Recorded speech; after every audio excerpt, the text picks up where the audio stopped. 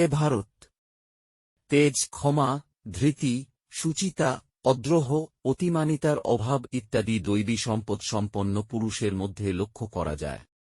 তেজ, এটি সুষম খাদ্য ও পর্যাপ্ত বিশ্রামের ফলে প্রাপ্ত গাত্রবর্ণের ঔজ্জ্বল্য বা ব্যায়ামবীরের পেশিবহুল বলের আভাস নয়। আধ্যাত্মিক বিবাহ ক্যালেন্ডারের দেবতার পিছনে অঙ্কিত আলোর বলেও নয়। তিনি কাছে থাকলে তাঁর চোখমুখের বুদ্ধিদীপ্ততা, তাঁর ব্যক্তিত্বে শান্ত সৌরভ, ধীরস্থিরভাবে তাঁর কর্ম সম্পাদন, সকলকে ভালোবেসে কাছে টানা, অন্তরের আনন্দ হতে উৎসারিত আলো যেন সকলকে ছুঁয়ে যায়।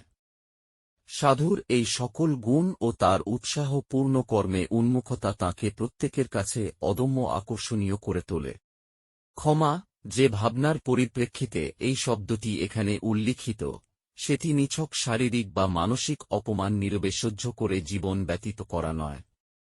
এটি অতি সূক্ষ্মস্তরীয় সাহস যা সকল বিষম পরিস্থিতিতেও নিজ আন্তরিক সম্পদের অবমূল্যায়ন হতে দেয় না। ধৃতি, যখন ব্যক্তি সাহসের সাথে জীবনের মুখোমুখি হন, তখন তিনি সবসময় তাঁর কর্মক্ষেত্রে অনুকূল পরিস্থিতি পাবেন, এমন কোন কথা নেই।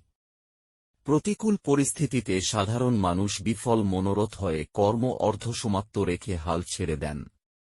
সাধনার ক্ষেত্রেও অনেকে লক্ষ্যের প্রায় কাছাকাছি পৌঁছেও ধৈর্যহীন হয়ে সাধনা ব্যর্থ করে ফেলেন।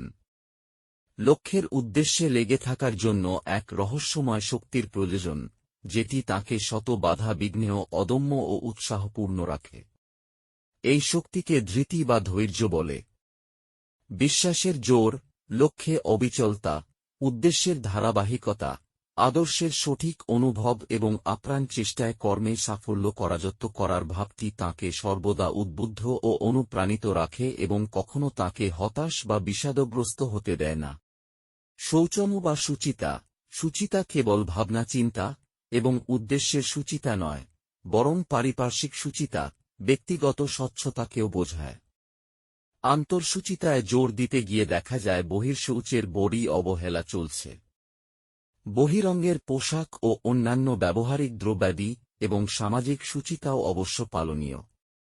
আমাদের ধর্মে পবিত্রতা ও শুচিতার উপর গুরুত্ব দেওয়া হয়েছে যাতে সাধক ও ভক্তগণ বহির্শুচি ও আন্তঃশুচি পালন করেন।